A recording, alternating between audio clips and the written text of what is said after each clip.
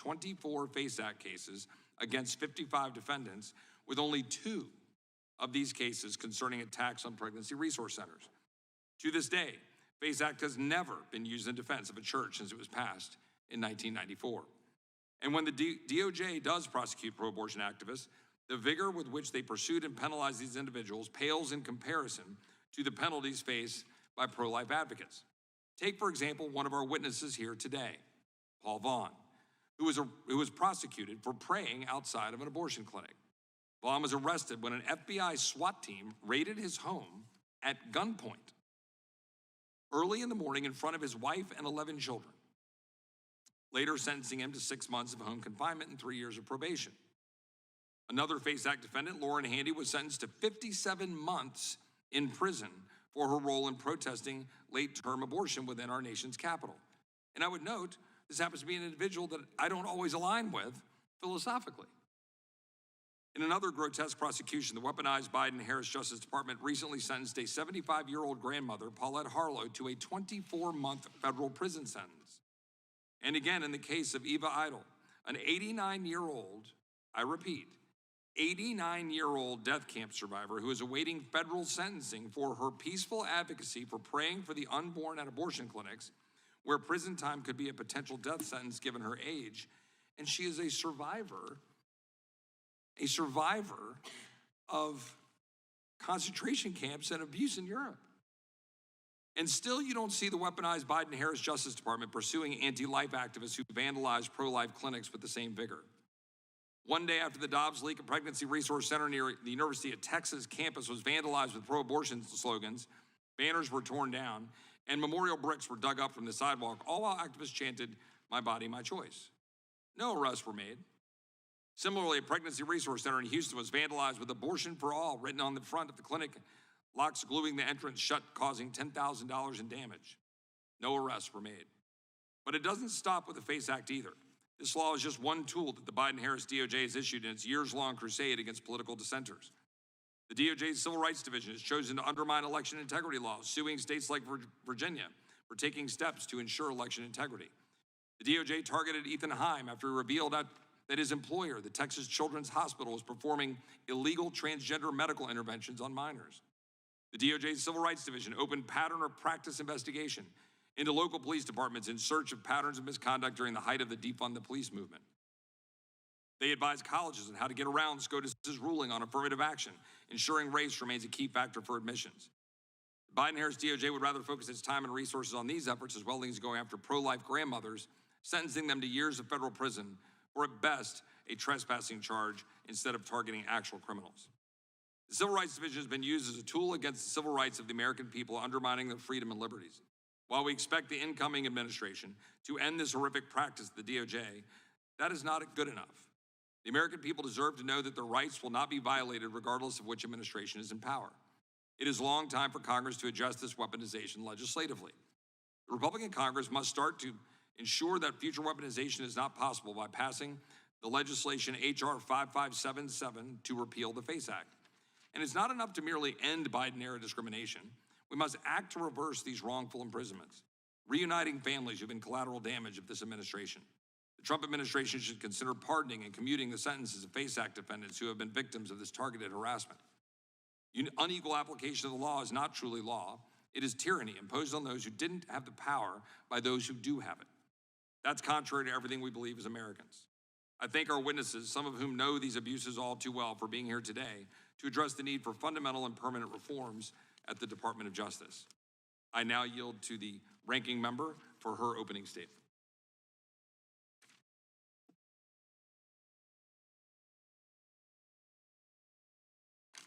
Thank you, Mr. Chairman, and thank you to our witnesses for joining us. So we're here today, according to this hearing's title, revisiting the implications of the FACE Act Part 2. Part 1 occurred in May 2023 under the chairmanship of now Speaker Johnson. And during the intervening year and a half, things really haven't changed that much. We continue to see heightened political violence concerning reproductive rights, particularly by right-wing extremists. We continue to see the House GOP's efforts to claim disproportionate enforcement under the FACE Act. all while ignoring the disproportionately greater number of attacks against reproductive health care facilities that provide abortion care. And we continue to see our GOP colleagues ignoring facts and pushing a false narrative of selective enforcement in order to form a pretext for repeal of the FACE Act. What's become clear in the intervening months is that this attack upon the FACE Act is part of a coordinated, extreme, anti-choice agenda that seeks to gut reproductive rights and effectively ban abortion care in the United States. That agenda is outlined in the extremist conservative manifesto called Project 2025, which was rolled out just weeks before part one of this hearing. And lest our Republican colleagues once again deny any connection between Project 2025 and their actions, we should note that both parts of this hearing have parroted the false narrative of Project 2025, claiming selective enforcement against anti-abortion advocates on page, I believe it's 568 of Project 2025. And each of today's majority witnesses have close ties to Project 2025. Ms. Hawley is an anti-abortion lawyer and senior counsel at the Alliance Defending Freedom, the ADF, which is a Project 2025 advisory board member. Mr. Vaughn's arrest under the FACE Act for blockading a reproductive health care facility for which he was convicted by a jury is cited, it was on page 558 of Project 2025. I do have to correct the chair's statement that Mr. Vaughn was arrested for praying at that facility. In fact, the record is quite clear. His arrest was for blockading the facility, not praying. And Mr. Crampton, of course, was Mr. Vaughn's attorney in that case. So they all have close ties to this manifesto. So in revisiting the FACE Act today, our Republican colleagues are really just giving themselves another opportunity to signal their support to the extremists plotting to criminalize or block access to abortion across the country. And the only thing that's changed since the first iteration of this hearing is public awareness of the deeply unpopular plans outlined in Project 2025. Over the past year and a half, House Republicans have attempted to cloak their unpopular agenda with misleading claims that their policies will support women, children, and civil rights. But those claims have repeatedly turned up empty, because the truth is every step they take towards a nationwide abortion ban drastically undermines the health and well-being of American women and children. And furthermore, it violates women's rights to make their own personal medical decisions without politicians invading their doctors' offices and their private business.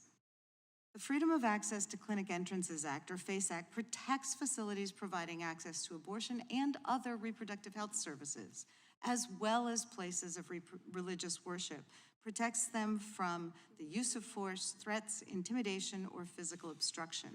The record from the subcommittee's hearing on this topic in May of last year is clear. There's no credible evidence to support Republican allegations that the FACE Act is being selectively enforced.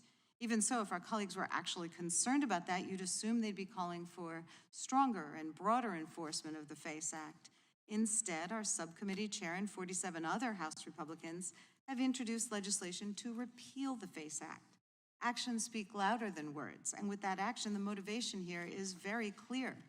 In repealing the FACE Act, they would invite every anti-abortion extremist to use violence, threats, intimidation, to block access to abortion services everywhere, even in states where it's legal. A nationwide ban in practice, if not in law. Congress passed the FACE Act in 1994 in response to 2 decades of escalating violence, intimidation, and blockades against abortion providers and their patients. The need for this protection was extremely clear as the House Judiciary Committee and the Senate Labor and Human Resources Committee detailed numerous incidents in their respective committee reports of abortion providers being subjected to horrifying threats, including murder. Dr. David Gunn was murdered by an anti-abortion extremist outside a clinic in Pensacola, Florida in March 1993. The House report on the FACE Act noted that Dr. Gunn's murder was the tragic culmination of years of threats, blockades, and personal attacks. In addition to threats against providers, both committees detailed incidents where abortion clinics were the targets of arson, bombings, chemical attacks, and blockades by anti-abortion extremists that resulted in sometimes severe injuries for doctors, clinic workers, volunteers, patients, and others. Today, the FACE Act remains an important deterrent to political violence regarding reproductive health care. Since January 2021, the Department of Justice has brought 25 FACE Act cases involving 57 defendants. And yes, those cases have involved both abortion providers and anti-abortion facilities. And of course, we must condemn all political violence and threats of violence, whatever the beliefs or motivations of those who engage in it, and regardless of who the target may be. But it remains that abortion providers and their patients are actually the ones who face higher levels of violence. And to the extent there's a disparity in FACE Act prosecution, that disparity is a reflection of the facts. A 2022 report from the National Abortion Federation, which we introduced into the record in part 1 of this hearing, confirmed that anti-abortion violence is escalating in the wake of the Dobbs decision. That report detailed that there was a 100% increase in arsons and a 20% increase in threats of death and harm against clinics and providers as compared to 2021. There was also a 229% increase in stalking from 2021 to 22, indicating an increase of reports of providers and patients being followed as they entered, exited, traveled to, or traveled from clinics.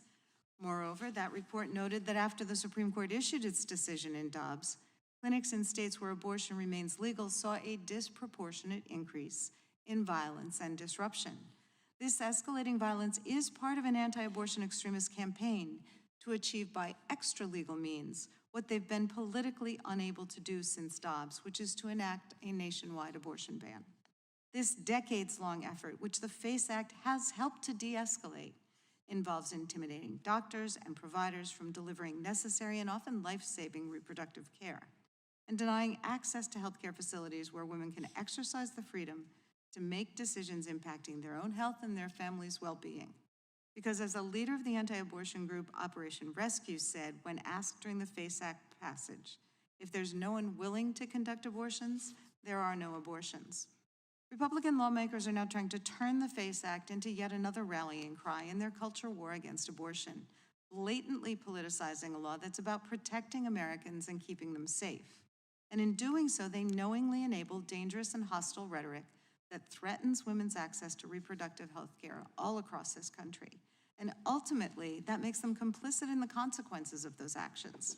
No one deserves to be denied medical care because of someone else's political or religious beliefs. Everyone deserves the freedom to provide or seek appropriate medical care without threats to their own safety. And all women deserve the freedom to work with their doctors to decide on and access the health care that's right for them. That's the America that I and my Democratic colleagues are fighting for, because that's the America our constituents deserve. I yield back. I thank the ranking member. I would note that at least one thing that has changed since 2023, as the ranking member referenced saying nothing had changed, is we sent a letter to the Department of Justice. The Department of Justice responded in the letter. I'd ask that we consent that we insert that in the record. And without objection, we'll put it in the record. That confirms the numbers that I cited in the opening statement, that there have been 24 FACE Act cases against 55 defendants, obtaining 34 convictions, and of which only 2 were directed, as they say here, towards non-pro-life, directed towards something that isn't attacking pro-lifers. With that, I would ask the chairman if he would like to offer an opening statement. I think the chairman, only 2. And what we've forgotten, what the ranking member didn't mention, is in the aftermath of the Dobbs leak and the Dobbs decision that spring and summer, 103 churches and crisis pregnancy centers were attacked. To use the term extremist for the pro-life people, look, we're against all violence. I agree with that statement, but that was not in any way an accurate picture of what took place in that summer, and frankly, the disparity in who's prosecuted under the FACE Act. Here's the bottom line. Government has been weaponized against we the people. September 23rd, 2022, Mark Houck at home in Pennsylvania. 10 unmarked cars pull up to his house at 6:30 a.m. and arrest him in front of his wife and 7 kids. What'd they arrest him for? Praying in front of an abortion clinic and protecting his son from some crazy person screaming swear words in his child's face. In fact, he was prosecuted, went to court, and the jury of his peers found him not guilty. 12 days after he's arrested, our witness, Mr. Vaughn, at home in Pennsylvania, and arrested in front of his wife and 11 children. And what was he doing? Exactly what the chairman said. Praying and singing hymns outside of an abortion clinic. Just came and got him. March 5th, 2024, in Mr. Big State, Penny McCarthy, 66-year-old grandmother, in her driveway, U.S. Marshals pull up, guns drawn, and arrest her. They said she violated parole, a parole violation for a nonviolent offense from 25 years earlier. And they show up with guns drawn and arrest this lady. She said, I think you got the wrong person. And guess what? She was right. They had the wrong person. And of course, we had a hearing on this right here in this room. Brian Malinowski, top official, highest paid official in the municipal government in Little Rock, Arkansas. Gun hobbyist, sold 6 guns, and the ATF said, you're a felon because you sold 6 guns without a license. And they show up, again, 10 cars, show up at 6:01 a.m. First thing you see, because we got the video, the first thing they do is walk up and put tape on the doorbell cam. 53 seconds after they put tape on the doorbell cam, Brian Malinowski is shot and later dies. And they weren't even, this wasn't even an arrest warrant, this was a search warrant. They've been surveilling this guy for 2 weeks. They were gonna go the week before, but found out he wasn't home, so they waited for him to be home. You can't make any sense of what they did. Government has certainly been weaponized against we the people. And of course, last week, what did we find out last week?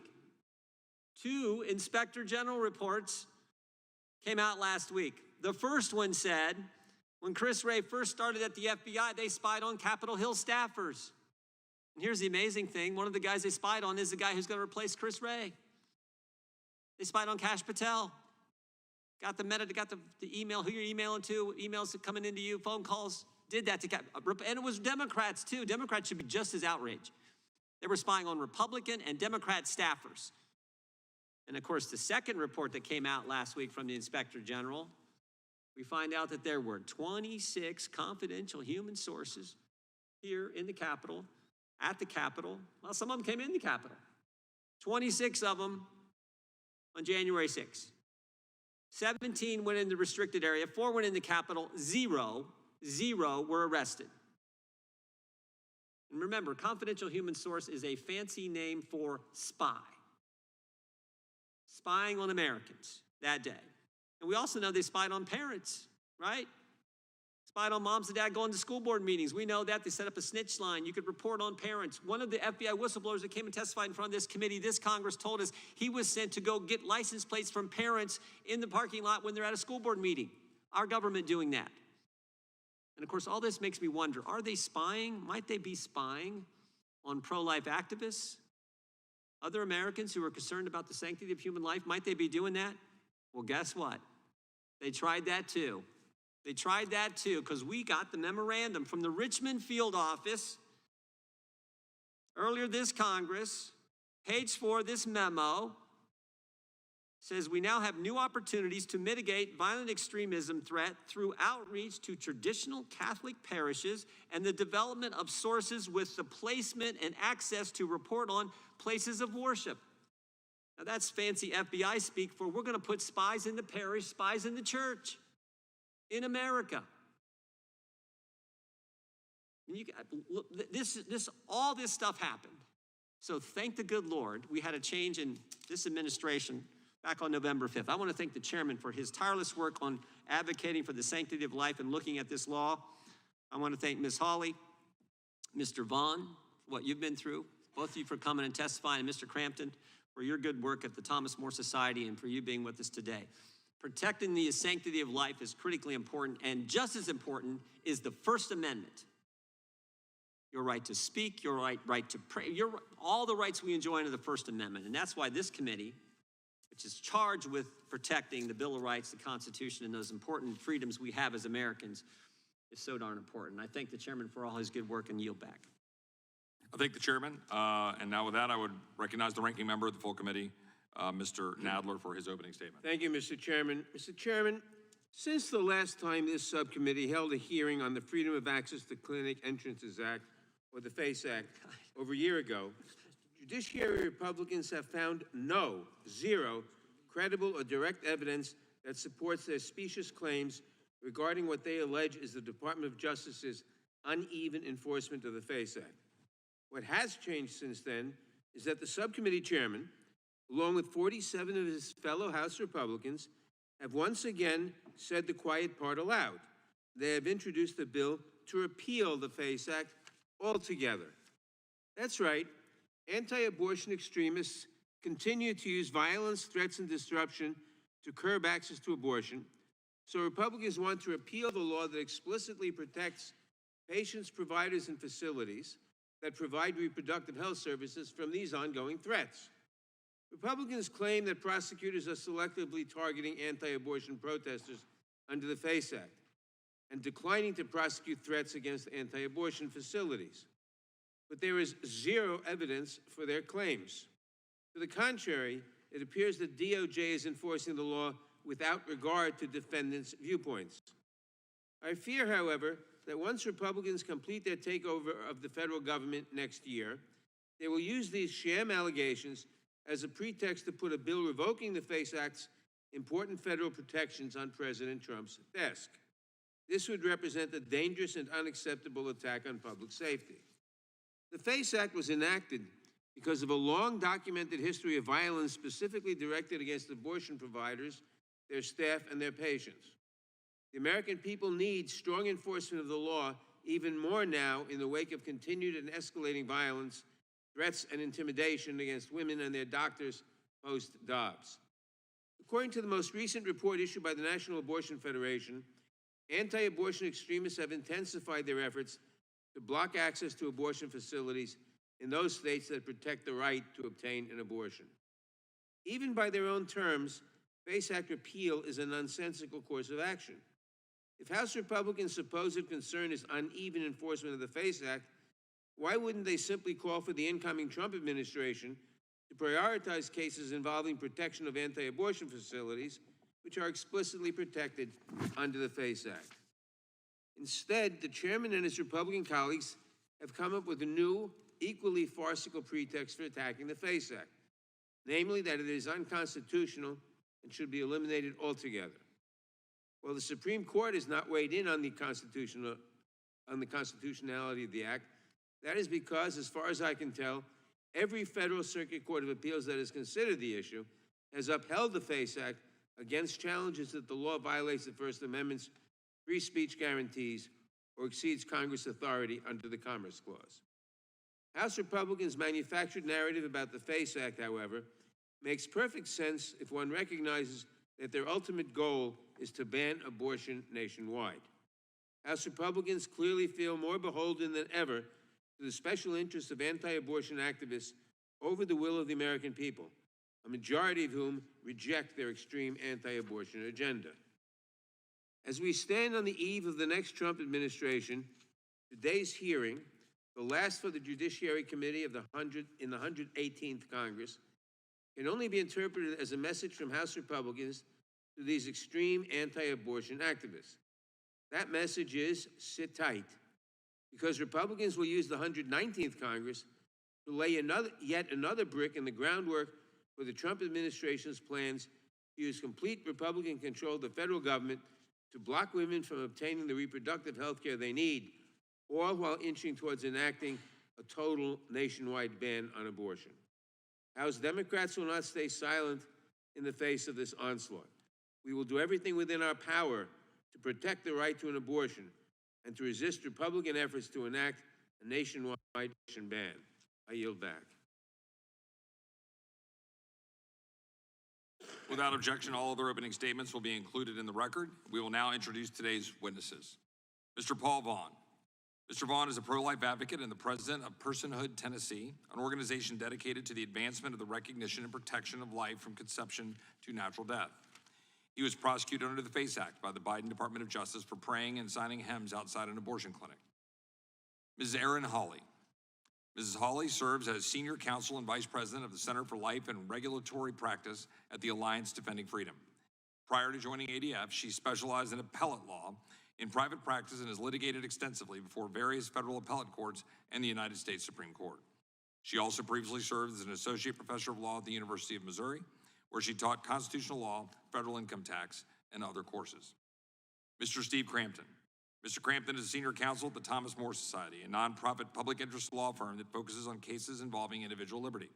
He has more than 30 years of experience litigating religious liberties cases in both the civil and criminal justice systems. Professor Jessica Waters. Ms. Waters is an assistant professor of justice, law, and criminology at the American University. She also serves as the director of the American University School of Public Affairs Leadership Program. Her research focuses on higher education leadership, student success, and reproductive rights law and policy. We thank our witnesses for appearing today, and we'll begin by swearing you in. Would you please rise and raise your right hand?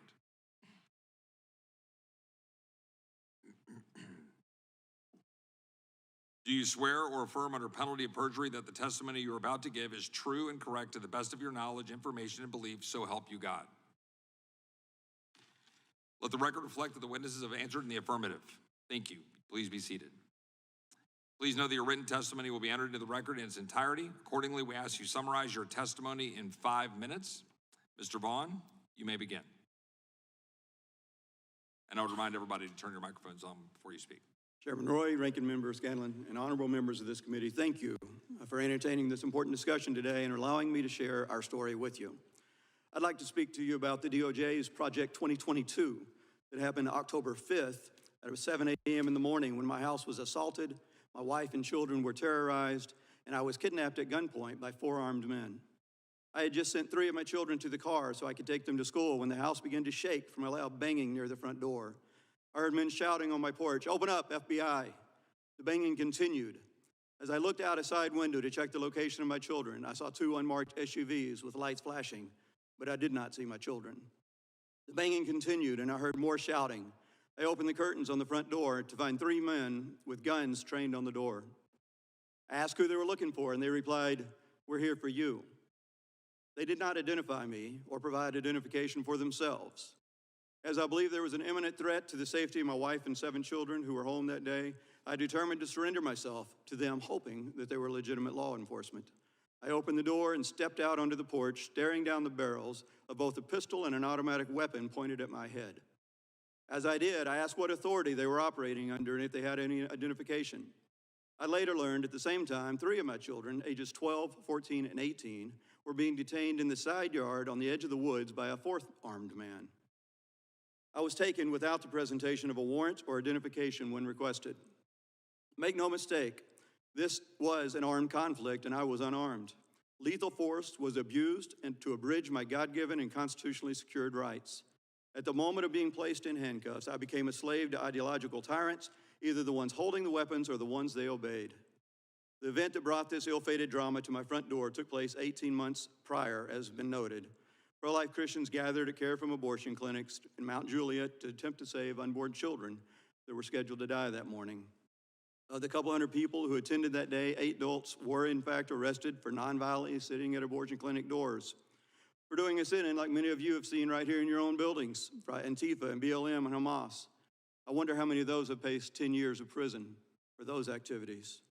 But the fact remains that I did not do any of these things. I did nothing that was outside constitutionally protected free speech and religious freedom. I did nothing that day that I've not done many times since FACE was passed in 1994. I did not sit in, I broke no laws, federal or local, and I was not arrested the day of the event. But yes, Member Scanlon, I did pray that day. I had talked with the police chief and lead negotiating team. I helped the police and the pro-lifers by messaging back and forth. The police spokesperson complimented us on the peacefulness nature of the event on the evening news. The lead negotiator testified for us in our federal trial. There's a lot of talk about violence around the issue of abortion. Of course, all people of honor and character denounce acts of violence on either side of this issue. But the narrative has been projected against the pro-life people and fails to take into account at least 3 other aspects of violence around this issue. There is violence committed against every unborn child in every abortion. There's violence committed by aggravated fathers or other family members of aborted children. And there's violence being done to pro-lifers by our own government. Any serious conversation about violence going forward needs to include these 3 facts. The FACE Act was ostensibly passed because of violence. But as my family knows very well, all it did was give violence the cover of law and place it in the hands of the government. The phrase, "the process is the punishment," and the weaponization of the FACE Act are not just words in our household. We are living the reality of those words. Since my arrest, I've been restricted to the Middle District of Tennessee for over 2 years under control and supervision of the federal government. My family spent 20 months of having a potential decade in prison hanging over their lead provider's head, my head. We endured long, stressful days of the actual trial, enduring lies and half-truths for the sake of government winning a case with no regards to actually seeking justice. The process is entailed government agents invading and inspecting our home, calling my home to make sure I'm obeying the rules. It involved giving up my rights as a U.S. citizen in spite of the novel use of the 1800 conspiracies laws. The appeal court refused to stay the order pending the appeal to find out if this was a legal right or application of the law. All this process is a punishment, and I was the one that did not get jail time. There are those who are in jail today while we are discussing this abuse, some of them for over a year at this point. With the overturning of Roe and the long train of abuses, the unequal application of the FACE Act, there is no legitimate reason for it to remain on the books. It is a tool whose sole purpose is to stifle free speech and abuse the rights of Christian conservatives. There is nothing that the FACE Act does that is not already accomplished by state laws across the land. If abortion is returned to the states, so should the laws governing it. Thank you, Mr. Vaughn. Ms. Hawley, may you give your testimony. Good afternoon. Thank you, Chairman Roy, Ranking Member Scanlon, and members of the committee. One of the most enduring and crucial features of the American constitutional design is its commitment to the equal application of law. John Adams famously described the republic as a government of laws, not of men, meaning that in America, the rule of law comes before politics. Yet the Biden administration has broken this promise. It has consistently put politics above the rule of law in its one-sided application of the FACE Act to target pro-life individuals. The text of the FACE Act is clear. Its protections apply to, quote, reproductive health services, which is broadly defined to include not only abortion facilities, but also pregnancy centers. The FACE Act also protects churches and other houses of worship from violence, vandalism, and intimidation. But instead of applying the FACE Act in an even-handed way, the Biden DOJ has weaponized the act to target pro-life advocates. Since 2001, it has brought criminal or civil cases under the FACE Act against 55 individuals, 50 of them pro-life. It has charged 24 cases under the FACE Act, but only 2 in defense of pregnancy centers. Since the Dobbs decision was leaked in May of 2022, there have been close to 100 pregnancy care centers that have been vandalized, spray painted, or firebombed. Yet only 8% of the Biden DOJ's FACE Act cases have been filed to protect pregnancy centers. Again, those 2 cases. As for churches, again expressly protected by the FACE Act, the Family Research Council has identified 436 instances of threats or violence in 2023 alone. Shockingly, the Biden Department of Justice has failed to initiate a single FACE Act prosecution to protect a house of worship. Take just a few examples of the violence confronting pro-life organizations. On June 7th, 2022, Compass Care's office in Buffalo, New York was firebombed and tagged with spray paint reading, "Jane was here." 3 days later, on June 10th, the Gresham Pregnancy Resource Center in Oregon was set on fire. And on June 25th, Life Choices in Longmont, Colorado was firebombed and spray painted with the message, "If abortions aren't safe, neither are you." Not only has the Biden Justice Department demonstrated bias in its refusal to prosecute violence against pro-life organizations, but for the first time in the FACE Act's history, the Biden DOJ has used the FACE Act as a hook to tack on an additional conspiracy against rights felony charge. This charge comes with a potential 10-year prison sentence, even for nonviolent civil disobedience, showing how the Biden DOJ has upped the ante, placing pro-life Americans in as much jeopardy as possible. Take Eva Idle, an 89-year-old survivor of a Soviet concentration camp who sat in front of the entrance to an abortion clinic in a wheelchair. Because the Biden DOJ tacked on a conspiracy charge, Eva could face a sentence up to 11 years in federal prison, along with hundreds of thousands of dollars in federal fines, all for singing and praying from her wheelchair. The Biden DOJ's one-sided use of the FACE Act raises serious concerns about viewpoint-based selective enforcement. While the executive branch does have discretion to decide whether to prosecute a case, it cannot selectively enforce the law in a way that violates the Constitution. As the federal courts have said, this is antithetical to a free society. The Biden DOJ has consistently declined to enforce the FACE Act against individuals attacking pregnancy centers and churches while vigorously enforcing it against pro-life advocates. That's the definition of selective enforcement. To make matters worse, the FACE Act is a questionable exercise of Congress's Commerce Clause authority. The federal government is one of limited enumerated powers. Thus, in United States v. Lopez and United States v. Morrison, the Supreme Court struck down 2 criminal statutes because they had nothing to do with commerce. These cases rejected the argument that Congress may regulate crime so long as it has an aggregate effect on an economic activity. That would obliterate the distinction between what is national and what is local. To be clear, there's never any excuse for violence in expressing one's viewpoint. Repealing the FACE Act would not mean that criminal conduct could occur with impunity or without legal consequence. Every state has laws that regulate trespass, assault, disorderly conduct, unlawful assembly, and the like. In sum, the FACE Act has been weaponized to target pro-life activity while leaving pregnancy centers and churches largely unprotected. This is not the even-handed application of the law the American people deserve. Thank you, Ms. Hawley. Mr. Crampton, you may provide your testimony. Good afternoon, Mr. Chairman, Ranking Member, members of the subcommittee. Thank you for allowing us the opportunity to testify here today. My name is Steve Crampton. I serve as senior counsel for the Thomas More Society, a national nonprofit law firm championing life, family, and freedom. I applaud this committee for addressing this vital issue. As the title of this subcommittee suggests, the Constitution and limited government, both of which are keenly implicated in this issue.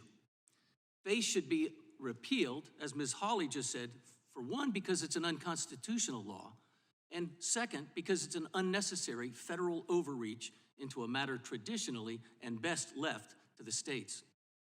I also urge this committee, however, to take action regarding the use and abuse of the Ku Klux Klan Conspiracy Against Rights statute, passed in 1870, which has, for the first time in our nation's history, been pressed into service for use against these peaceful FACE protesters. People like Mr. Vaughn and the others, many of whom, as has been mentioned, are already in jail today, face that penalty that goes up from 6 months for a first offense nonviolent FACE violation to 10 years in the federal penitentiary. This is an outrage, and it should not be permitted. Historically, FACE was always about one thing: abortion. The legislative history, the drafts of the early bill make this quite clear, as does the use and abuse of the FACE Act throughout its 30 years history. Moreover, FACE purports to prohibit intimidation of people on the basis of their views on abortion, whichever side they might take. But the weaponized Department of Justice and its Gestapo-like FBI are using FACE itself to intimidate and silence peaceful pro-life advocates. It is the government, not the peaceful advocates like Paul Vaughn, who are doing the intimidating here. Furthermore, since the historic Dobbs decision, June 2022, reversing Roe, there's no longer any pretense of abortion being a federal right. Because the reason for the law has ceased to exist, FACE itself should cease to exist. It should be repealed. But instead of the DOJ lessening its use of the FACE Act after Dobbs, what the Biden administration has done is increase dramatically, perhaps 100-fold, its application. Only after Dobbs was decided did they begin rounding up pro-lifers all around the country for incidents that had occurred years before Dobbs was even decided, and they've thrown the proverbial book at them. Many of these peaceful pro-lifers will spend Christmas next week away from their families, behind bars in a federal penitentiary, simply because they peacefully sought to interpose on behalf of helpless babies facing a most horrific and violent dismembering and death by abortion. And while those who sought to protect babies in any means now are at risk under this administration, regardless of their proximity to an abortion clinic, pro-abortion zealots who firebomb churches and pregnancy resource centers are left free to carry on their campaign of terror at will, even though churches and the PRCs are theoretically protected under Phase 2. Moreover, Phase was carefully crafted from its inception to criminalize only one side of the abortion debate, namely the pro-life side. This viewpoint bias in Phase is seen all too clearly when contrasting the cases of two of our clients, Mark Houck, who was already mentioned here, and Mark Crosby. This subcommittee heard from Mark Houck, how he was arrested at gunpoint in front of his wife and children, ended up facing several years in the federal penitentiary for 2 violations were charged of Phase. Thankfully, he won at trial, but only after going through the entire process. But contrast that case with that of Mark Crosby, 73-year-old pro-life advocate, brutally beaten on May 26, 2023, by a pro-abortion zealot outside a Planned Parenthood clinic in Baltimore, Maryland. Although Mr. Crosby offers counseling on so-called reproductive health services, should otherwise qualify for protection under Phase, guess what? His assailant is free from any Phase prosecution because they carefully defined what constitutes a reproductive health service and the counseling protected thereunder to be connected only to a facility. Because Mr. Crosby is on the sidewalk, he got no protection. What we have here is an out-of-control Department of Justice. The rule of law mentioned by Ms. Hawley has suffered, and it may prove to be a mortal wound. This 2-tiered system of justice must end. Thank you. I look forward to your questions. Thank you, Mr. Crampton. Professor Waters, you may offer your testimony. Chairman Roy, Ranking Member Scanlon, and members of the subcommittee, thank you for inviting me to testify today. We are here to discuss the Freedom of Access to Clinic Entrances Act, otherwise known as FACE. The specific provisions of FACE are detailed in my written testimony, but in brief, FACE created criminal penalties and civil remedies against specific types of conduct, not speech. That conduct includes the use of violence or threats of violence directed at people providing or obtaining reproductive health services or seeking to exercise their First Amendment religious rights at houses of worship. It prohibits physically obstructing the entrances to facilities that provide those services, and it prohibits damaging those facilities. Importantly, only if these acts were undertaken in order to injure, intimidate, or interfere with someone seeking to obtain or provide the before listed services. I want to make 3 brief points about the impetus for FACE and why Congress found it necessary to implement a federal remedy. First, as I detailed in my written testimony, there was clear evidence of escalating violence against reproductive health clinics and providers. As was summarized in the House Judiciary Report on FACE between 1977 to April 1993, so right before FACE was enacted, there were more than 1,000 acts of violence against providers of reproductive health services in the United States. And these acts were serious ones. They included 36 bombings, 81 arsons, 131 death threats, 84 assaults, 2 kidnappings, 327 clinic invasions, 1 murder, and over 6,000 clinic blockades and other disruptions. And while at the time of FACE passage, the documented surge in nationwide interstate violence was against providers and clinics that provided abortion care, Congress wisely made the deliberate decision to protect any reproductive health service facility or reproductive health service provider, regardless of whether they provide abortion care. My second point is that FACE was needed because existing state laws and remedies were demonstrably inadequate to protect providers and patients. The June 1993 Senate Committee report on FACE made clear findings on this point, noting several reasons why state remedies were inadequate. First, the patchwork of state laws made it impossible to address unlawful conduct that spanned across state lines. State penalties were often insignificant, thus not providing a deterrent effect. States weren't resourced to respond to the numerous blockades and were, as the Senate report on FACE stated, quote, frequently overwhelmed by the sheer number of blockades. And 4, unfortunately, some state law enforcement entities and officers were simply unwilling to enforce state laws against people attempting to, in their view, stop abortions. My third point is that there is a sound constitutional basis for FACE.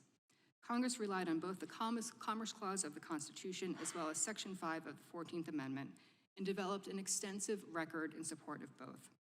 In support of Commerce Clause authority, the record showed that reproductive health providers are involved in interstate commerce, both directly and indirectly, by things like purchasing medical supplies and equipment across state lines, that their patients engage in interstate commerce by traveling from one state to another to obtain services, that clinic employees travel across state lines to work, and that the conduct that FACE addressed directly negatively affects interstate commerce by, for example, forcing clinics to cease operating. Indeed, every U.S. Circuit Court that has considered the issue has found that the FACE Act is a constitutional exercise of Congress's authority under the Commerce Clause.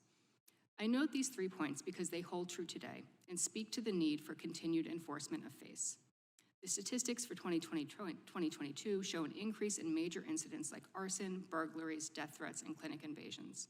There was also a sharp increase in violence and disruption in states that are protective of abortion rights. It is plain that many of us differ on questions of the legality and morality of abortion. I'm under no illusions about that as I sit here. But where I do hope we do not differ is in our condemnation for vandalism, violence, threats against any reproductive health care facility, whether it is a pro-life facility, an IVF clinic, or a facility that offers comprehensive ranges of services, including abortion. People should be able to seek medical care, and medical professionals should be able to go to work and provide it without fear of assault, invasions, blockades, or murder. And this is an issue that warrants a federal remedy. Thank you. Thank you, Professor Waters. We will now proceed under the 5-minute rule with questions, and I recognize myself for 5 minutes of questioning. Mr. Crampton, I take it you represent Mr. Vaughn. I've had occasion to look at the Sixth Circuit's opinion, or a panel's opinion there from November 24.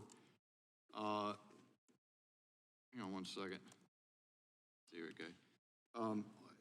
On I guess, an application to stay his sentence, and it, of course, went against you, Mr. Vaughn, but I find this piece to be very interesting at the heart of what I believe to be the issue here. It says that you presented a study by the Crime Prevention Research Center which identified 135 attacks on pro-life churches and pregnancy resource centers compared to only 6 attacks on abortion clinics since the date of Dobbs, and that Mr. Vaughn's argument to the court was that under the FACE Act, the Department of Justice has prosecuted only 2 people under the FACE Act for attacking pregnancy resource centers, while prosecuting 26 pro-life activists under the same statute. And here's where it gets very interesting, having just read this. It says, but most of the incidents in the CPRC study appear to allege vandalism in potential violation of one subsection of the FACE Act, rather than obstruction in violation of another subsection, which is what Vaughn was prosecuted for. And the government could exercise its discretion to prosecute obstruction rather than vandalism without violating the Equal Protection Clause. Now, as I just ran across that, I've been practicing law a long time. Well, I practiced till I got here. And that may, I guess I get the distinction being drawn, but when you consider that vandalism against pregnancy resource centers usually, almost always itself, is conveying a threat of force for people who may subscribe to the services of that clinic, there's no distinction whatsoever between those acts, and for the Department of Justice to exercise discretion to prosecute one and not the other, based apparently on the ideology of the person who's engaged in those acts. I can't think of anything that seems to be more of an example of selective prosecution that the Constitution would not abide. So that's a stunning. What about that, Mr. Crampton? Do I have that wrong? I think you have that exactly right, Mr. Congressman. The further distinction is, as you suggest, I would argue the vandalism actions are of a more serious nature than a sit-in. Moreover, they were more recent. Mr. Vaughn's actions took place in 2021. Those acts of vandalism took place in 2023 and 2024. So it's a very puzzling distinction that the court drew there. To Professor Waters' point, I do not disagree that we don't want people engaged in violence around abortion clinics or pregnancy resource centers. It should be condemned and it should be punished appropriately.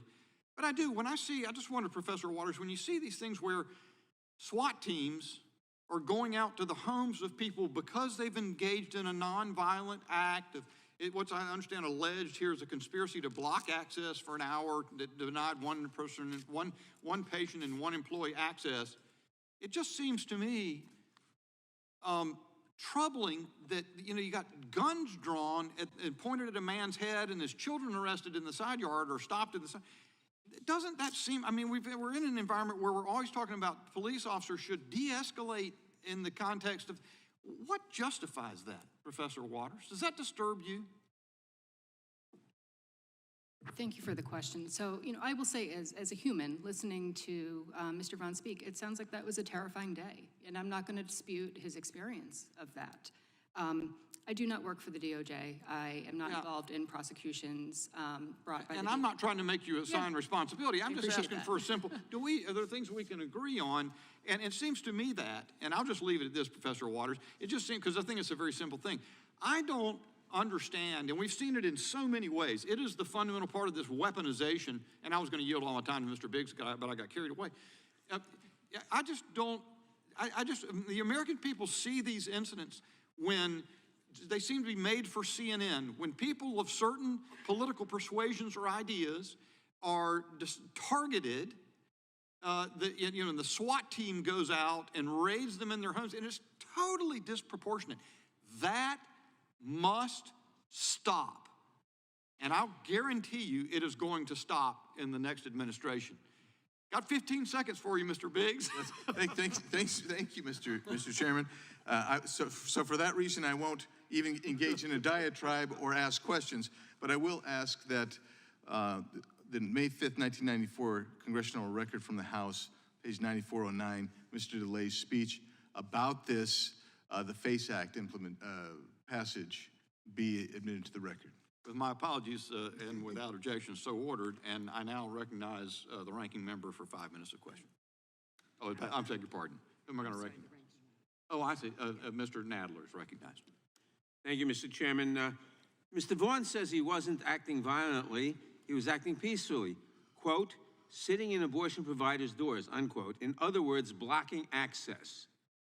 In other words, violating the FACE Act, which is the Freedom of Access to Clinic Entrances Act. He was convicted of a crime by a jury of his peers because of that. He also said, or some of the witnesses said, abortion laws have been returned to the states, and so should enforcement. Abortion laws have been returned to the states, but enforcement in those states where abortion is still legal is a federal responsibility. Professor Waters, has any federal court post-Dobbs considered the question of whether the FACE Act is constitutional? And if so, what did the court hold? Thank you for the question. It's important to point out that every federal court pre-Dobbs that has considered the constitutionality of the FACE Act, whether it is a First Amendment challenge or a Commerce Clause challenge, has held that the FACE Act is constitutional.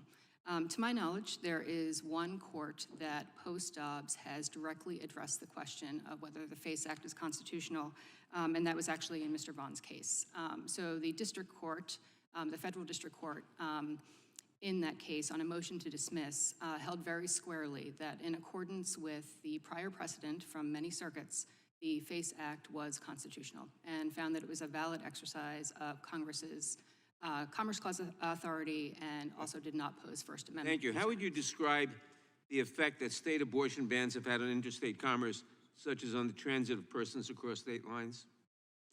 Yeah, it's somewhat ironic. When we think about a post-Dobbs world, what that has created is more interstate commerce.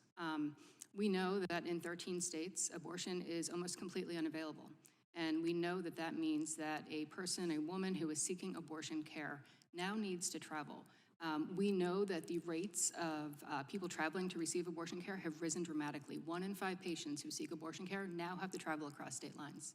That does not, what that does is increase expenses for that woman. She has to take more time off from work, she has to be away from her family, she has to pay the travel expenses that it takes to cross state lines, and that pushes pregnancies later, right? So the impact, ironically, in a post-Dobbs world is more impact on interstate commerce. Thank you. In 1993, during testimony before this committee, the field director of the anti-abortion group Operation Rescue, when asked whether the purpose of violent and threatening activity by some anti-abortion activists was to deny women access to abortion services, testified, and I quote, "We may not get laws changed or be able to change people's minds, but if there's no one willing to conduct abortions, there are no abortions. If there is no one willing to conduct abortions." Are you concerned that today's evident joint effort by congressional Republicans and anti-abortion extremists to repeal the FACE Act or to have it declared unconstitutional is another step in a campaign to intimidate abortion providers in states where the right to an abortion remains protected? I am concerned. I appreciate the statements of multiple members that they don't condone violence, and I'm sure that is true. Unfortunately, there are people out there who will engage in violent activity, and the statement you just read is a prime example of it. I do think that what we are operating in now is a climate of fear. Medical professionals fear liability. They fear being able to do their jobs up to existing standards of medical care. And without protections like those provided in FACE, they fear for their own safety and they fear going to work. So I do agree that we are in a climate of fear and uncertainty, and I think that is deliberate, and I think reversing the protections that we have will only add to that. In other words, repealing the FACE Act would add to violence. It is very possible that it would. Thank you. I yield back. Ranking member. I just wanted to seek unanimous consent to enter the two opinions that were mentioned. The Tennessee District Court's order and memo opinion denying Mr. Vaughn and his co-defendants joint motion to dismiss, that's U.S. v. Gallagher, and the 2002 Sixth Circuit decision in Norton versus Ashcroft. Without objection. Thank you. And with that, I would recognize the gentleman from California, Mr. Hawley. Mrs. Hawley, I'm from California. Would it surprise you to learn that there are pregnancy centers in my region that have had to invest significantly in security measures because of the multiplicity of threats against them? It would not at all. And they've also been the subject of hostile legislation from our state legislature. One law was even struck down by the U.S. Supreme Court as a violation of the First Amendment. And of course, we've been talking about the ways in which the Biden administration has turned a blind eye to hostile and potentially even violent actions against these centers. So, gosh, they've been subject to attacks and to hostility at the state and federal level. There must be really nefarious things going on at these places. Could you tell us about some of what goes on there that might be sparking this outrage?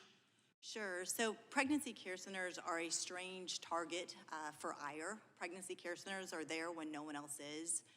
We know from women who have had abortions that the majority of them say they would have chosen to parent or chosen differently if they would have had additional resources, either financial or familial support. Pregnancy care centers are there to provide that support when they can.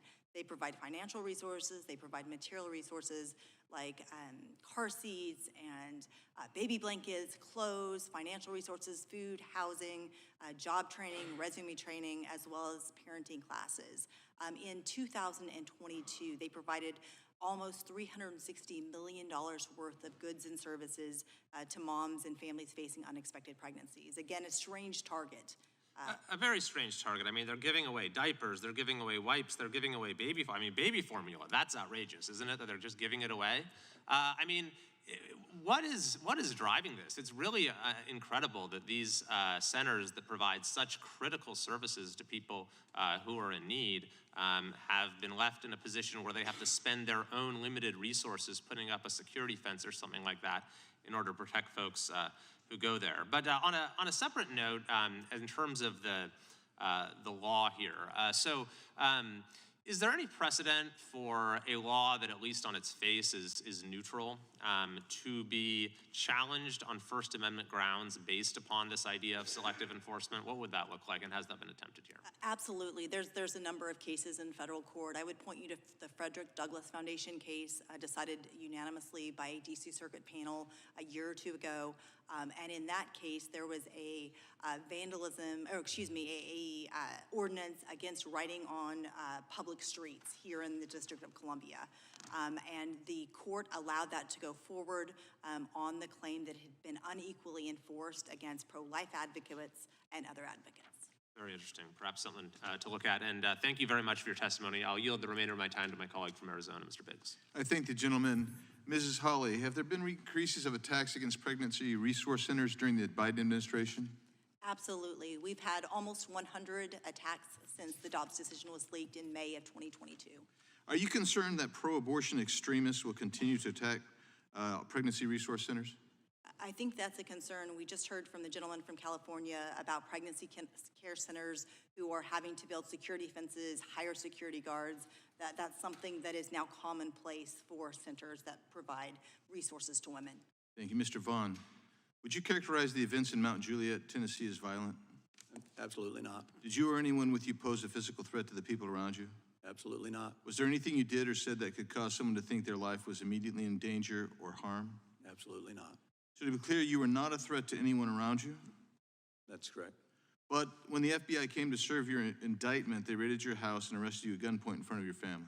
That is correct. And you know why they did that, right? It was to intimidate you. Sure. But it wasn't just to intimidate you and your family. It was to intimidate any other pro-life activist in this country. That is the disproportionality that has resulted from the disproportionate impact or the enforcement of the FACE Act. And so you were at the brunt of that. This regime is going to attack anyone that has disparate beliefs from them. That's why they've gone after Catholics.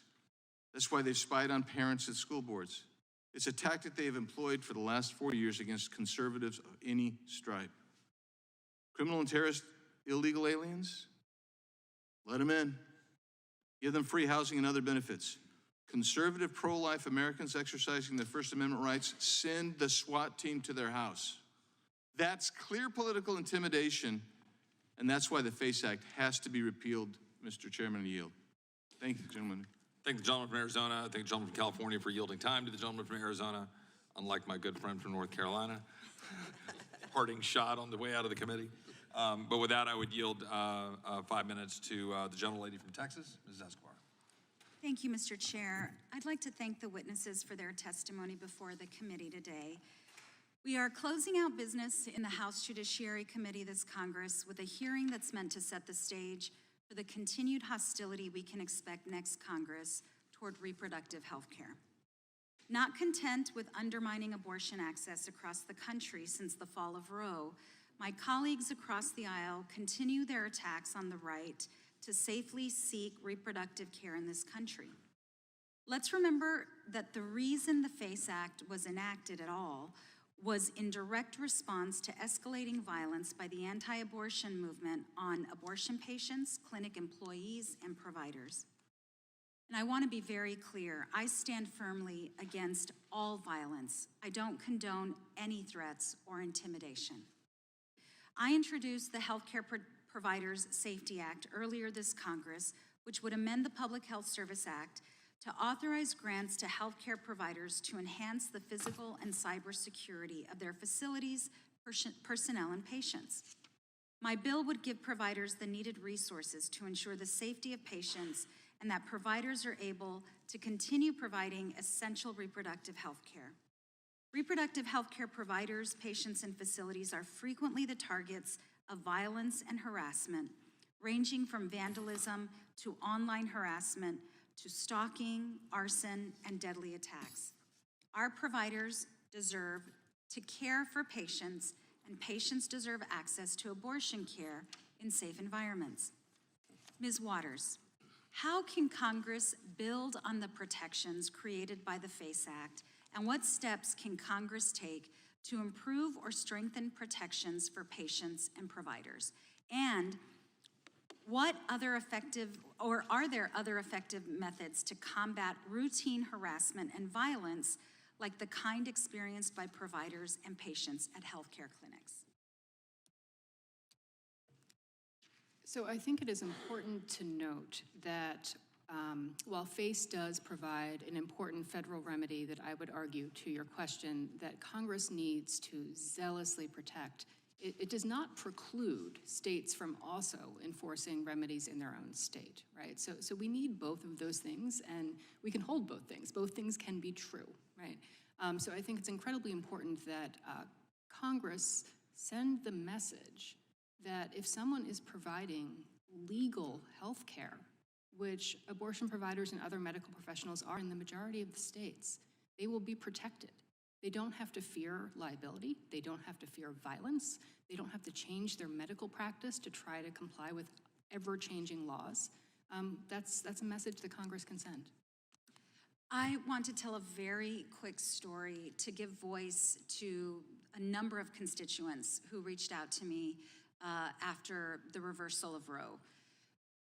I heard story after story about women who were forced to terminate pregnancies because of the lack of viability of the fetus. And many of these constituents had to access their care at a clinic. And as they were mourning the loss of a child they badly wanted, but a fetus that if they carried to full term would threaten their own life, creating motherless children in their family, they had to walk. I heard stories about women having to walk past crowds of people screaming at them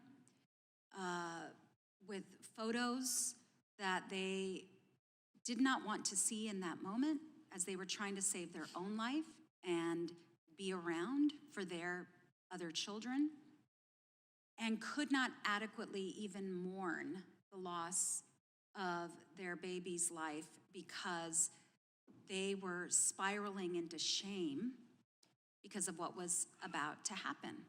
I think it's really important that these women's stories be uplifted, which is why I wanted to share it with all of you today. Ms. Waters, thank you so much for your response. I appreciate it. I yield back. Thank the gentlelady from Texas. I would now recognize the gentlelady from Wyoming for 5 minutes. Thank you, Mr. Chairman. Wyoming's lone facility performing procedural abortions opened last year in Casper. On a routine basis, pro-life Wyomingites pray, hold vigils, and participate in advocacy activities outside of the clinic. Advocacy to the clinic patients sometimes involves giving a woman a rose and informing them of alternative services offered at crisis pregnancy centers. Local reporting suggests that clinic employees are now claiming that this peaceful advocacy is harassment of patients and employees. The clinic is now escorting all of their patients to and from the building in response to these peaceful actions. And earlier this year, one of the clinic's escorts actually pleaded no contest and paid a fine for assaulting a member of the pro-life protest group. There is now an attempt to elevate the harassment allegations to the local government. Mr. Vaughn, does the situation in Casper, Wyoming that I just described sound similar to your case? It does. And do you think prayer and peaceful advocacy are violations of the law, or are they instead activities that are secured by the First Amendment to the United States Constitution? They're First Amendment protected activities and activities of love and seeking to help others. Have you experienced these attempted mischaracterizations of your peaceful activities as being criminal or violent in some way? Right here in this very hearing. We heard it just today from the member of the ranking member on the Judiciary Committee. Could you please explain and clarify what happened in your circumstance? Thank you for the opportunity. I was not sitting at any door. I was not standing in any door. At no time did I block anyone. My only activities were praying and talking with the police officers and relaying messages back and forth between the two parties. Okay, and do you think that the pro-abortion individuals who seek to misrepresent lawful activity as violence, that they're doing so because of the current administration's misapplication and unequal enforcement of the FACE Act? I think there's an element of that. I think as a nation, we need to be able to communicate. And as long as we sit here looking at each other face to face and we're not able to communicate and honestly represent facts, what hope is there for the news to get actually out to the people at the clinics? And I would just add that the people going and seeking abortion, as Ms. Escobar told her story, that is a tragic thing. And if they stopped and talked to someone out at the clinic, what they will find is loving help and people that would take them to a crisis pregnancy center or offer some other solution to help if it's possible. And if it's not, then they would find someone that might pray with them and encourage them. But they would not find someone, if they stopped and engaged in a conversation and actually listened, someone yelling or screaming or abusing them verbally, and certainly not physically. You know, those who hate wisdom love death. And I think that that's part of what we're dealing with here. And I think that goes, Ms. Hawley, to your statement about how you find it so utterly bizarre that crisis pregnancy centers have been the target of protests and activities and vandalism, when all it is that they're offering services and support to individuals in need. And I'm with you. I think it's such a bizarre target, but I think it demonstrates that this isn't necessarily a discussion about the FACE Act or the First Amendment or protecting constitutional rights or civil liberties. I think that there is a pro-abortion agenda that has been pursued, especially by this administration, that doesn't make sense. And I think that the abuse of the FACE Act is an attempt to criminalize the free thought and the ability for people to, as you say, peacefully protest. It's a sad day in America when someone who is praying or attempting to have that kind of a conversation that you're describing can be arrested years later for that behavior. Based on your experience with the FACE Act, Mrs. Hawley, do you think that the pro-abortion community is aware that the Biden-Harris administration is selectively applying the FACE Act against the pro-life community? So I think it probably is, and I would point you to several press conferences that the Attorney General Gupta held. She announced just a short time after the Dobbs decision was released a reproductive task force, and noted that one of the goals of that reproductive task force during their daily meeting would be to seek out opportunities for FACE enforcement. And of course, that FACE enforcement would have been against pro-life individuals. Is praying outside an abortion facility or offering women information on alternative pathways and options for their pregnancy a violation of the FACE Act? It should not be, no. And to your knowledge, would that violate any federal law, what I just described? Not consistent with the First Amendment, no. The Biden administration makes it appear as if the FACE Act is merely a statute covering abortion facilities, but in reality, it also prohibits certain acts against places of religious worship. Isn't that correct? Absolutely. So has the current administration, Attorney General Garland or Assistant Attorney General Kristen Clark, prioritized protecting religious places of worship, especially in the wake of the anti-Semitic violence which has occurred in the wake of October 7th? And the gentlelady's time has expired, so answer the question and then we'll move on. Thank you, sir. Not at all. The Family Research Council identified 436 attacks on churches and houses of worship just in 2023. There have been zero prosecutions under the FACE Act for that violence and threats. Well, thank you, and thank you for your indulgence. With that, I yield back. I thank the gentlelady. I'll now recognize the gentlelady from Vermont for 5 minutes. Thank you, Mr. Chair. I want to thank the witnesses for being here today. I know you're all very busy people. Before I get to my statement on the topic at hand, I have to start by saying, you know, words absolutely matter. And Mr. Compton, earlier, you likened the FBI to the Gestapo, to Nazis.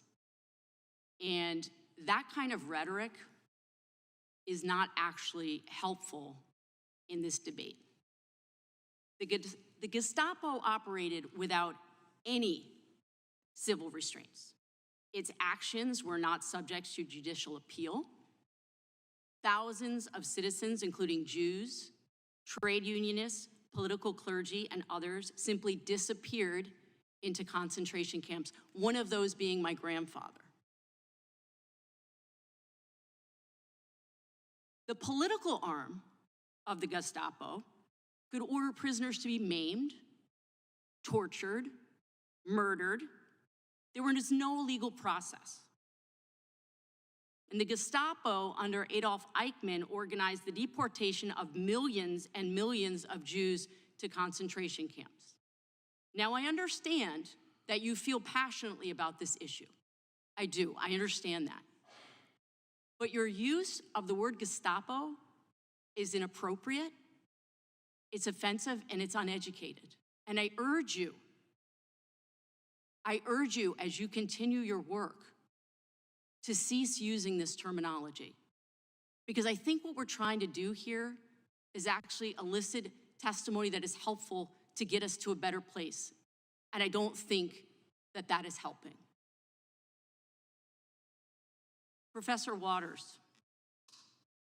if the Justice Department were to stop enforcing the FACE Act, or if it were no longer law, could you describe for people, because that's really what these hearings are about, describe for people what effect that would have on access to abortion care and other reproductive rights? I think it is important to note that if the FACE Act were no longer enforced, many of the institutions and many of the organizations that the colleagues to the left of me have described, they would also be at risk, right? I don't quite understand the argument that we think that the DOJ and the FBI should be doing more to protect pro-life centers, but at the same time, we should repeal FACE. Agreed. Doesn't make a lot of sense to me. This confuses me too. Yeah, and I do think, but the record is also very clear that we have seen a campaign of coordinated violence and blockades against centers and providers of reproductive health care, including abortion. And without these federal protections, that would only increase. I also think it's really important that we are precise in how we talk about FACE's protections. And FACE very clearly does not reach peaceful protest outside of clinics. That does not interfere with passage into that clinic. That is not covered under FACE. In fact, it is explicitly excluded. Can you say that again? Please, honestly, this is like the crux of it for me. It's an important point. Congress was very deliberate in carving out pure expressive activity from FACE's purview. So some of the activities that have been described here, like peacefully protesting outside of a clinic, and even having signs that may be inflammatory, as much as we may abhor that speech, the First Amendment likely protects that. And it's important to distinguish between what FACE does and protections under the First Amendment. So it is the blocking of the entrance. It is making it difficult to get the care that they are entitled to. It is violence, it is destruction of property, it is blocking of entrances that is prohibited by FACE. FACE does not prohibit expressive speech. And from your perspective, are clinic obstructions, even if they don't lead to threats of violence, like, of course, we want to avoid violence, are they related to negative health outcomes? Have we seen increased mortality since Dobbs was overturned? We have seen increased both maternal mortality rates and infant mortality rates.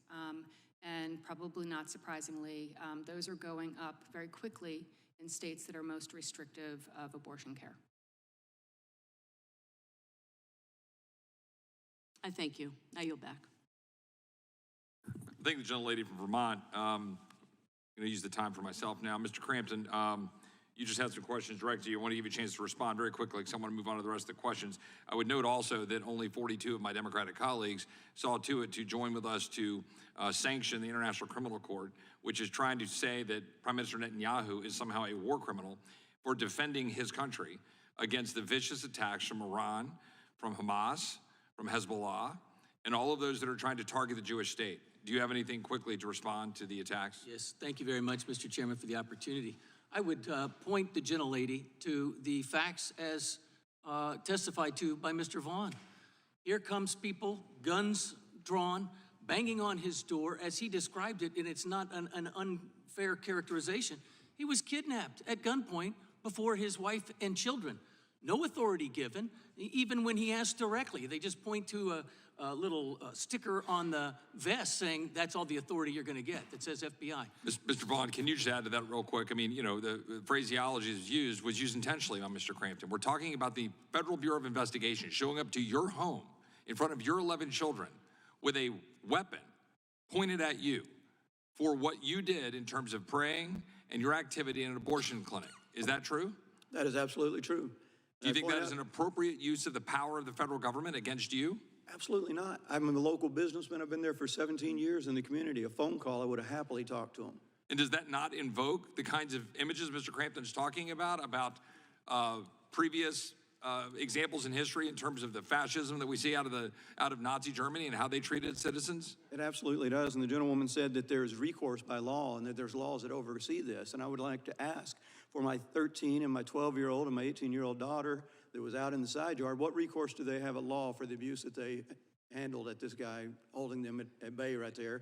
And also by the same department of the FBI in Tennessee that 2 months later shot a guy in his own living room. And as a reminder, an internal investigation. Who's investigating the investigators? And as a reminder, Mr. Vaughn, you were there because, as I understand your position, you believe life begins at conception. You believe you're protecting and praying for life, correct? That's absolutely So your great sin, that the tyranny of the federal government was brought to bear against you at your home with a weapon, in front of your 11 children, was because you want to protect a human life. That is correct. Ms. Hawley, are you familiar with the history of this act? Is it not true that the current leader in the Senate, Mr. Schumer, was the lead proponent of the FACE Act in 1993? And in questioning from Republican members of Congress, when asked about whether or not that this would be used against, for example, we have 3, 10, 12 people pro-life on a sidewalk in front of a clinic. People cannot get by. Police came and lift them up, put them in a paddy wagon, take them away. Are they subject to a felony? Mr. Schumer said no. Yet here we are. Can you shed light on the extent to which the truth is, notwithstanding what Professor Waters said a minute ago, that what we're dealing with here is the conflation of the existing statutes and the things that go back to the Ku Klux Klan Act, and that we now have a situation under the federal civil rights conspiracy that they're blending these together to target people intentionally, that they're using this and targeting it intentionally so that they can go after people with punishable by up to 10 years in prison. Can you add some context to that, Ms. Hawley? Absolutely. So the FACE Act comes with several different sort of levels of punishment. For a first-time nonviolent offense, there's 6 months in jail. A subsequent nonviolent offense might get 18 months in jail. But if you tack on a conspiracy to violate civil rights, you get 10 years. And take Eva Edel. For sitting in her wheelchair, she was blocking the entrance, but sitting in the wheelchair, blocking the entrance, singing and praying hymns, she is subject to 11 years in federal prison and hundreds of thousands of dollars of fines. So what we're talking about here, as I mentioned to Mr. Vaughn. Mr. Vaughn, do you have something you wanted to add there? No. That Mr. Vaughn is facing this kind of persecution. He's not alone. We've talked about Ms. Idle. And to be clear, this conflation of the statute, had that ever been done before, prior to Kristen Clark? Not until the Biden administration, no.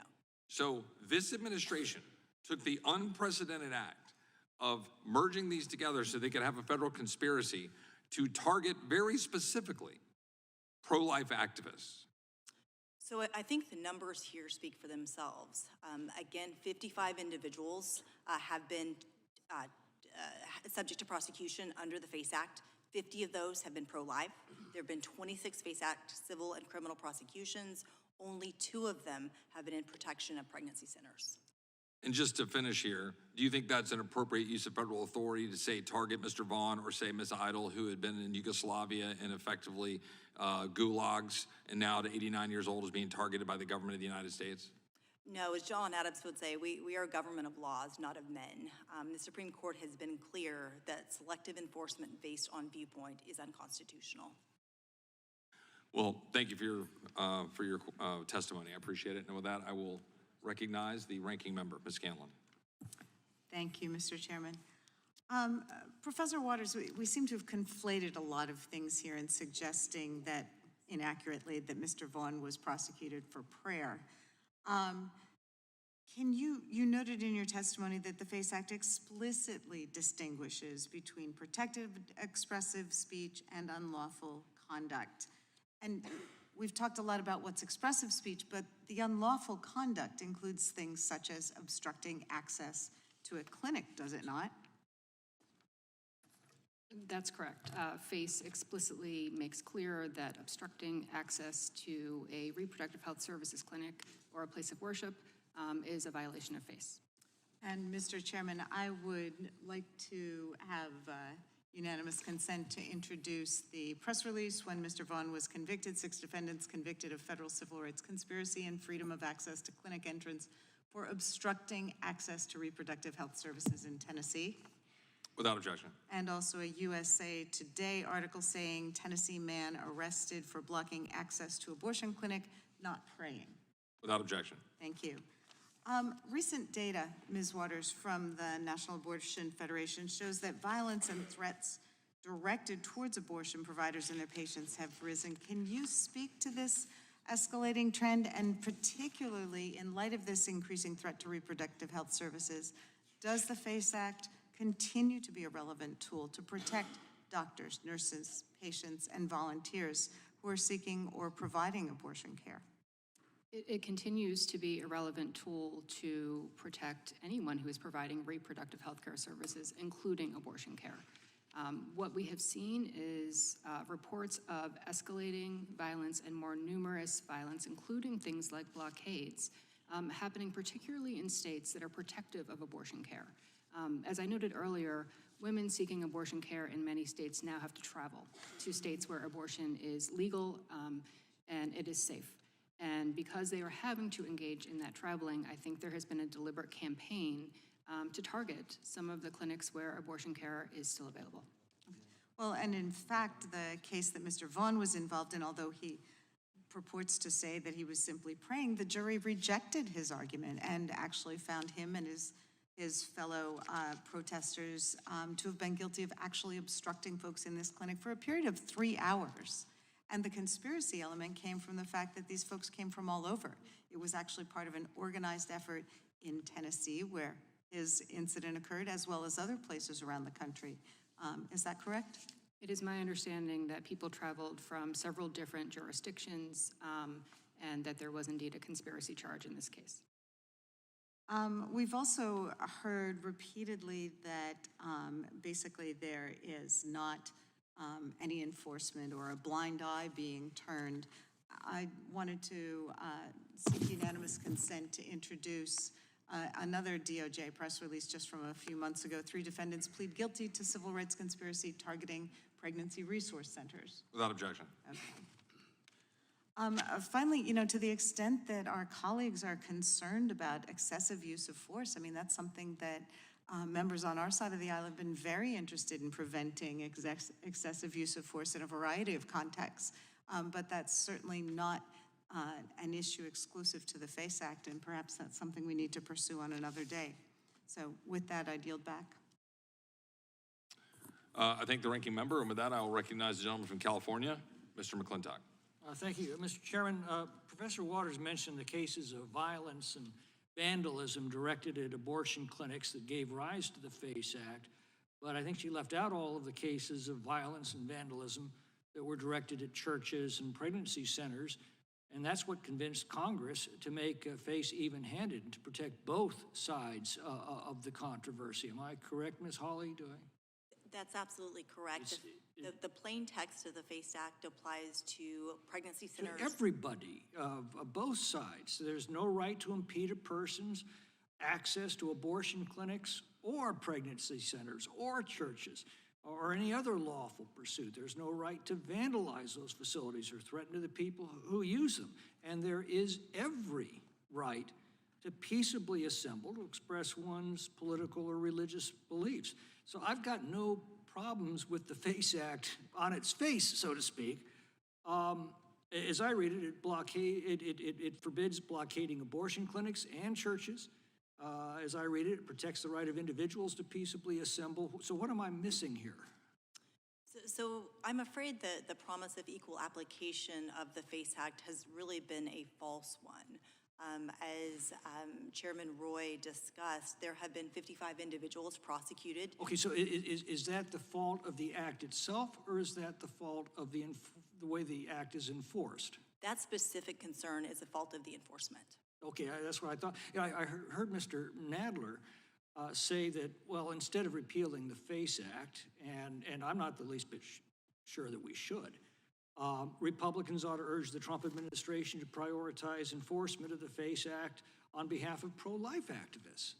Well, I find this just as offensive as prioritizing enforcement of the FACE Act on behalf of pro-abortion activists. Both courses are deeply destructive to the rule of law and to the concept of equal protection of the law. This is the reason justice is always depicted as being blindfolded, because it shouldn't matter what anyone's personal opinions are. The laws are to be applied equally to all. I hope I misunderstood what the ranking member said in his prepared remarks, because it seems to confirm the complaint that this law is susceptible to political abuse. In fact, he sounded like he was encouraging us to abuse it, which I find bizarre.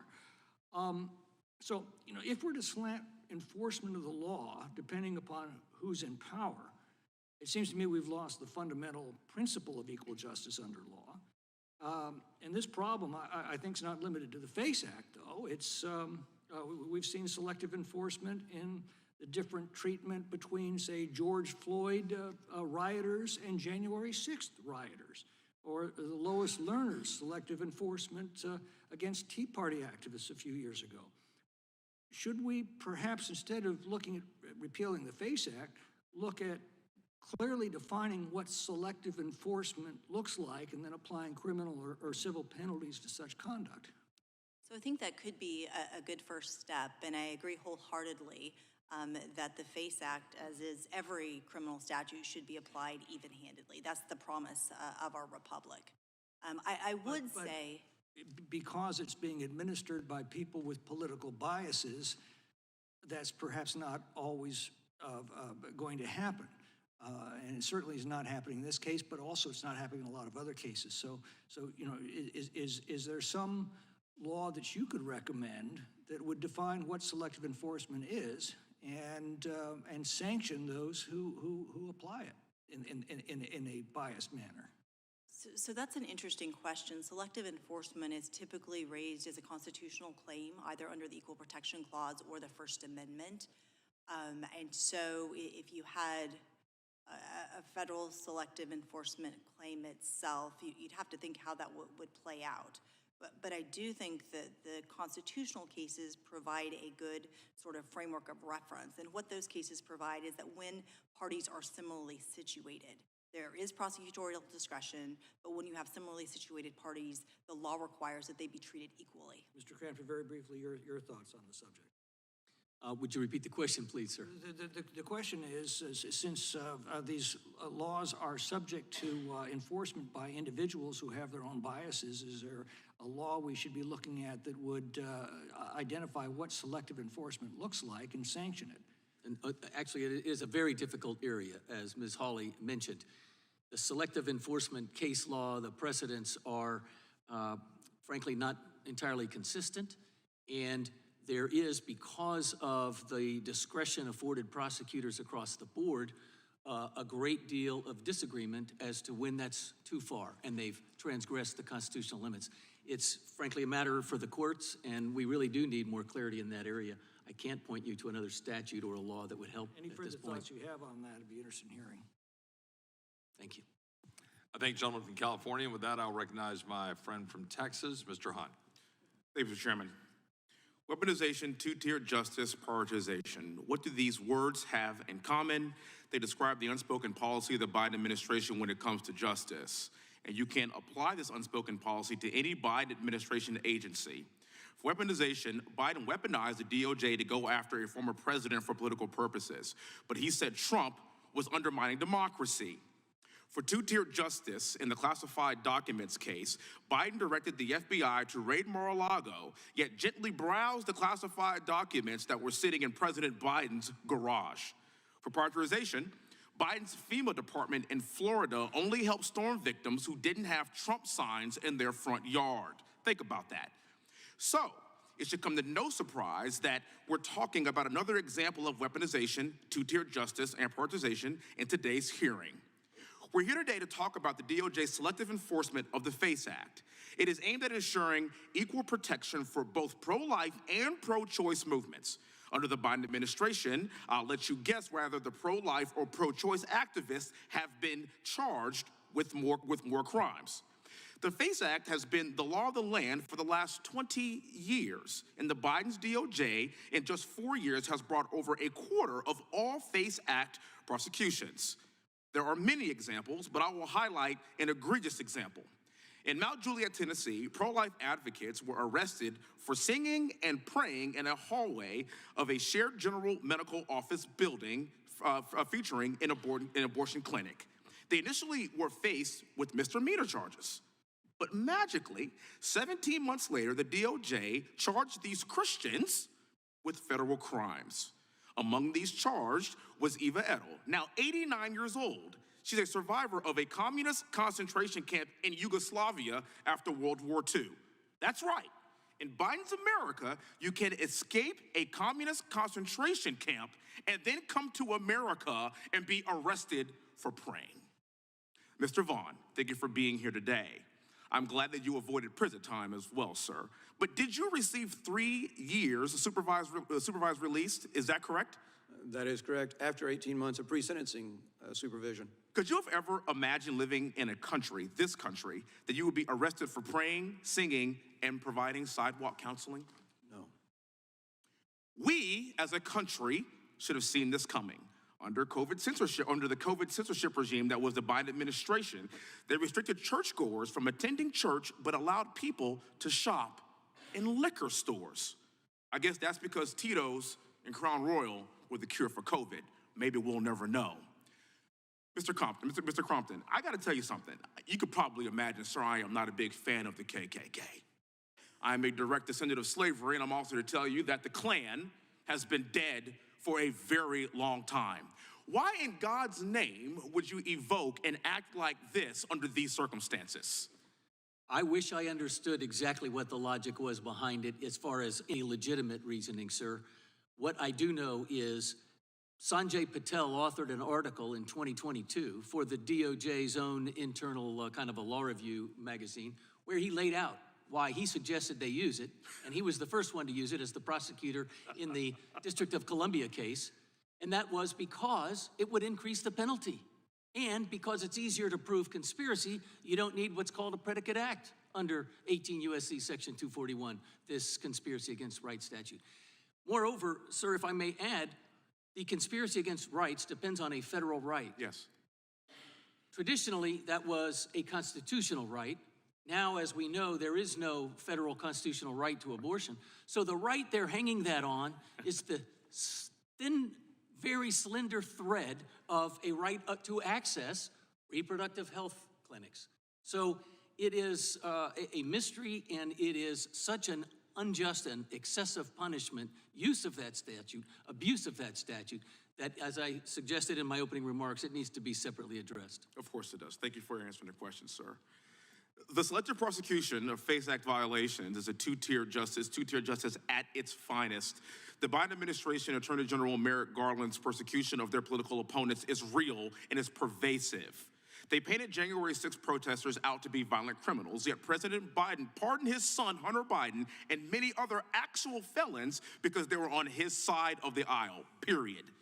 Peaceful January 6 protesters are in jail while violent criminals are pardoned and roam free. And thank God they're going to get out of here on January 20th. I could guarantee you that. Merrick Garland's parents at school board meetings who were simply expressing their right to free speech.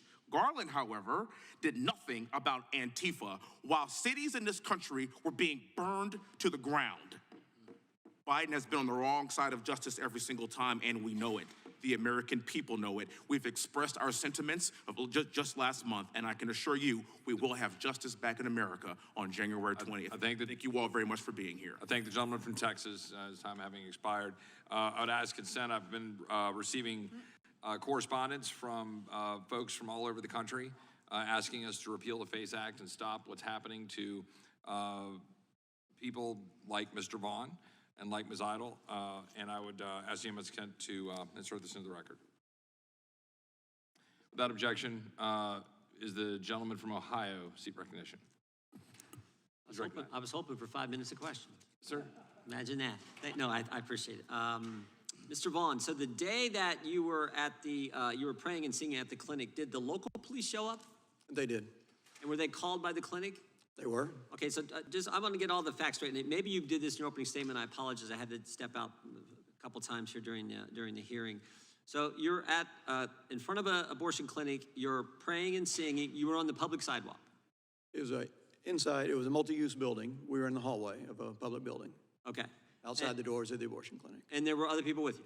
Correct. Yeah. And you were charged with conspiring to stop people from going into the clinic and their rights, as Mr. Crampton was just talking about. Correct, yes. Now, what did you do? Did you physically push anyone, hold anyone back? Did you lock arms with your co-conspirators, or what'd you do? No, I did none of that. None of that. prayed. I kneeled and prayed on the side of the hallway at one point and sang hymns when they were singing. I interacted with the police department. The local police got a little agitated at one point, and they came and shoved a couple people. I walked back down the hallway with them and tried to ensure them these people were peaceful and keep peace, with the police department, and ultimately talked with the negotiator and the police chief, along with another member, and led to a peaceful resolution. People that wanted to be. No one was arrested that day? There were 8 people arrested. Were you arrested that day? I was not. You were not arrested that day? Okay. And then, what day was that? What day were you there at the clinic praying? That was March 5th. March 5th of what year? 22. I'm sorry, of 21. 21. Correct, yes. Because it's a year later, it just happens to be March 5th again, right? It's October 5th of 22. October 5th, excuse me. Yes. So a year later, that's right, October 5th. So almost a year later is when the federal police show up, the FBI shows up at your house. Correct, yes. Okay, in the interim, in that 11-month time frame, what kind of contact did you have with any law enforcement or any prosecutor or anything like that? None. None? None whatsoever.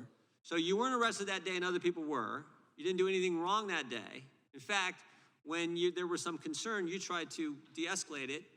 Correct. And nothing happens. Local police said that this Mr. Vaughn guy, he's doing the Lord's work, whatever they said. They didn't do anything. But then 10 months later, the FBI shows up at your door. That's 18 months later, correct. They showed up hard and heavy. So that day, the police in their media press release that evening complimented how peaceful and orderly we were, how we interacted with them. And the lead detective, the lead negotiator testified for us at federal trial. So Local police. we had good relations with the police. And it's been pointed out, if I can, I'd love to read just a quick Do you know statement. if the FBI talked to the local police prior to coming to your house and arresting you? They did not. I asked them that question on the hour-long ride to Nashville in the back of the car. I asked, did my sheriff know or anybody know? I said, no, we didn't bother telling them. They just showed up. They showed up. And if I remember the facts again, it was early morning, show up, 7:15 in the morning. kick in the door, you and your wife and children right there, and Correct, had yep. some of your kids they held off on different part of the Correct. property. Okay. Where was the conspiracy? What were you conspiring to do? Because I don't see the conspiracy. I'm troubled as the legal professionals here, Mrs. Hawley and Mr. Crampton have pointed out, I'm troubled by this whole conspiracy thing, but I don't see any conspiracy on your part. No, the conspiracy was I ideologically agreed that abortion should stop. And I was in the hallway with other people that did that. Were there like emails at the trial where you said, hey, we're all going to meet at the clinic on this day? Was that is that how they demonstrated some conspiracy? There was no evidence like that presented as to me. They had the only thing they showed in that piece of the trial was my driver's license. It indicated that I lived an hour from the clinic and drove an hour. That was the tie to the conspiracy. And if the FBI called you and said, Mr. Vaughn, we're going to charge you with this crime. Can you show up and meet us at the local FBI office or whatever, Nashville? I think you said you'd have got legal counsel, you'd have got Mr. Crampton, but you'd have showed up whatever day they told you, right? Sure, absolutely. But instead, they came to your house. Yeah, it's crazy. Mr. Crampton, are traditional Catholics radical? Only in the eyes of extremists of the Biden administration. Yeah, only in the eyes of the people who show up at 6 in the morning and arrest a guy when the local police, would want to give him a medal. Only they are the people who are going to say that if you're a traditional Catholic, you're an extremist. You're a radical. I'm afraid so. Yeah. Ms. Hawley, I got 32 seconds. I feel bad, but I'll give you the last 30 seconds. Anything you want to add to the discussion? Thank you, Congressman Jordan. One thing I would like to mention is that the FACE Act is on top of state and local law. So as members of Congress have recognized before, This would not allow criminal conduct to go unpunished. Every state has trespass laws, has nuisance laws, has those sorts of things that are perfectly capable. And we saw it in the example. Exactly, and similarly with They arrested, did any of the 8 people that the local police arrested, Mr. Vaughn, did any of them get charged by the FBI? How many of them? All of them? All of them. All of them, okay, but. They got double charged. They got local double charges charged. and federal. They obviously did something wrong, you did it. And similarly, with Mr. Hook, who I know has testified to this committee, the state and local prosecutors declined to prosecute. They made a federal case out of it, was acquitted by a jury of his peers, and an Obama appointee judge noted that this was stretching the FACE Act a little thin. Yeah, no kidding. Thank all of our witnesses, and I want to thank the chairman for his good work on dealing with this piece of legislation. I thank the chairman, the gentleman from Ohio. I thank the witnesses. This concludes today's hearing. Without objection, all members will have 5 legislative days to submit additional written questions for the witnesses or additional materials for the record. Without objection, the hearing is adjourned.